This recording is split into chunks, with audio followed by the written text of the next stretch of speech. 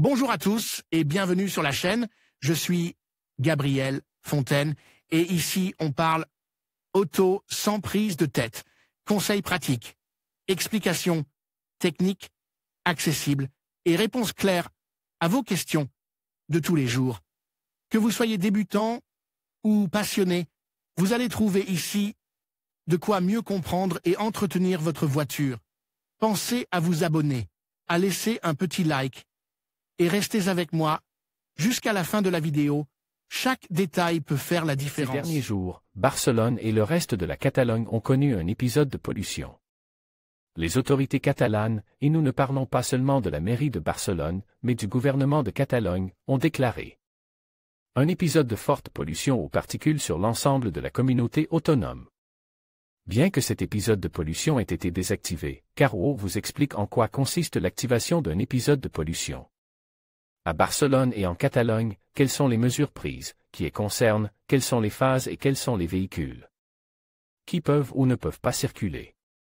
De plus, Caro profite de l'occasion pour vous rappeler que vous avez toujours à votre disposition les meilleures offres de voitures hybrides et électriques, une opportunité d'acquérir des voitures écologiques sans aucune restriction. Quand un épisode de pollution est-il actif à Barcelone? La première chose à prendre en compte est le moment où un épisode de pollution se déclenchait à Barcelone. À cet égard, la première chose à noter est que les épisodes de pollution atmosphérique sont des phénomènes ponctuels, c'est-à-dire qu'ils ne sont pas continus dans le temps.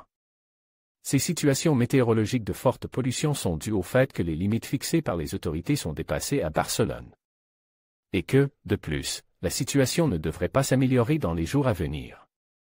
Cette absence d'amélioration dans les jours suivants est due à l'absence de précipitations abondantes causées par la présence d'anticyclones.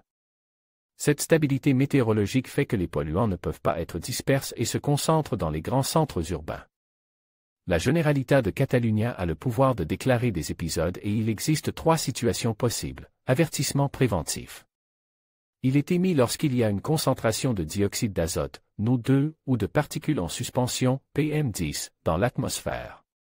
Épisode environnemental dû à une forte pollution au dioxyde d'azote, NO2, la concentration de NO2 dans l'atmosphère est élevée. Et des restrictions de circulation sont nécessaires. Épisode environnemental en cas de forte pollution par les particules, PM10, la concentration de particules dans l'atmosphère est élevée, mais il n'est pas nécessaire de restreindre la circulation. Quels épisodes ont été actifs en 2020 à Barcelone et en Catalogne? Le premier épisode a été déclaré jeudi dernier avec un avertissement préventif dans 40 municipalités de Barcelone et de ses environs. Un jour plus tard, cet avertissement préventif a été étendu à l'ensemble de la communauté autonome, car la valeur limite journalière a été dépassée dans différentes stations à Barcelone, Sant Adrià de Besòs, Sant Vicent dels Horts, l'Hospitalet de Llobregat, Sant Adrià del Besòs, Sabadell, Cubelle, Barcelone, Tarragone, Reus et Vila-seca, Tarragone, entre autres. Cette alerte a été décrétée par la Conselleria car les différentes stations de surveillance et de prévision de la pollution atmosphérique ont enregistré des niveaux élevés de particules PM10, ce qui est principalement dû à l'incursion de poussière saharienne, qui persistera dans les prochains jours. Quelles sont les mesures prises en cas d'épisode de pollution? Cet avertissement préventif n'implique pas une interdiction de circuler, mais il établit des limites. En ce sens, la Generalitat établit qu'en cas d'épisode de pollution particulière, la vitesse sur les autoroutes menant à Barcelone est limitée à 80 km/h, par l'intermédiaire du service catalan du trafic.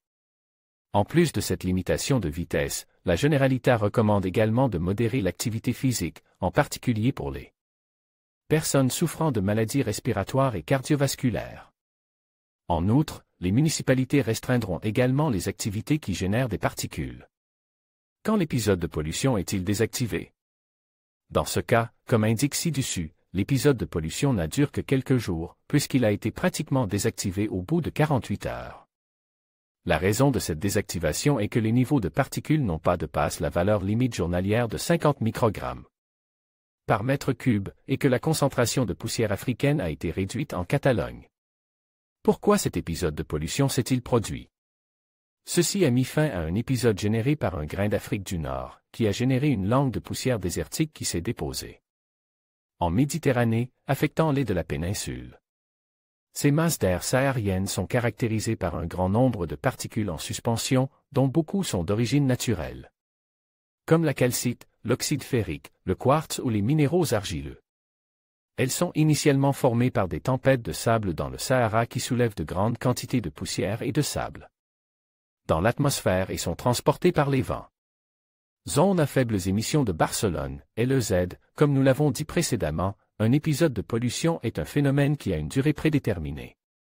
En revanche, nous avons la zone de basse émission de Barcelone, LEZ. Cet autre concept est complètement différent, car cette zone est permanente puisqu'elle est entrée en vigueur le 1er janvier 2020. Il s'agit d'une zone où la circulation des véhicules les plus polluants est restreinte. Il s'agit de ceux qui ne portent pas l'étiquette de la Direction générale de Trafico, c'est-à-dire les véhicules à essence antérieure à l'an 2000 et les véhicules diesel depuis 2006. On estime à environ 50 000 le nombre de véhicules qui ne peuvent pas porter la vignette environnementale, ce qui représente environ 20% du parc automobile total en Catalogne.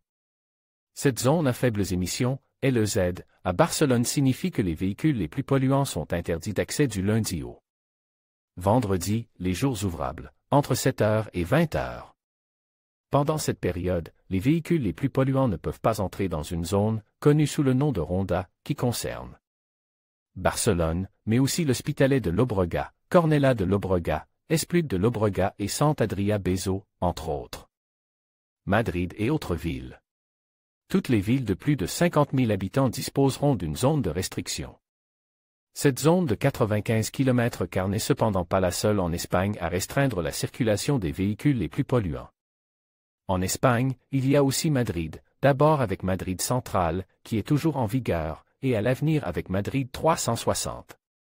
Toutefois, il convient de noter à cet égard que la zone à faibles émissions de Barcelone est beaucoup plus étendue que celle de Madrid Central. Alors qu'à Madrid, ces restrictions s'appliquent sur 4,7 km, à Barcelone, la zone couvre 95 km².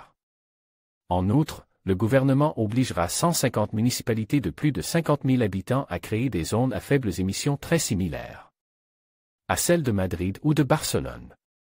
Cela signifie donc que lors de l'achat d'une voiture, il est plus que jamais nécessaire de s'informer sur l'étiquette et Carwow recommande d'opter pour un véhicule hybride ou micro-hybride, avec l'étiquette ECO, ou un véhicule électrique ou plug-in, avec l'étiquette 0. Avec ces véhicules, les utilisateurs n'auront pas de restrictions dans les villes. En conclusion, les épisodes de pollution à Barcelone sont des événements cruciaux qui nécessitent une attention particulière. Ils sont actifs lorsque les niveaux de pollution de l'air dépassent des seuils spécifiques, affectant ainsi la santé des habitants et l'environnement. Il est essentiel de rester informe sur ces alertes et de prendre des mesures pour réduire notre empreinte écologique. Ensemble, nous pouvons contribuer à améliorer la qualité de l'air et à préserver notre belle ville. Merci de votre attention et à bientôt pour d'autres sujets d'actualité.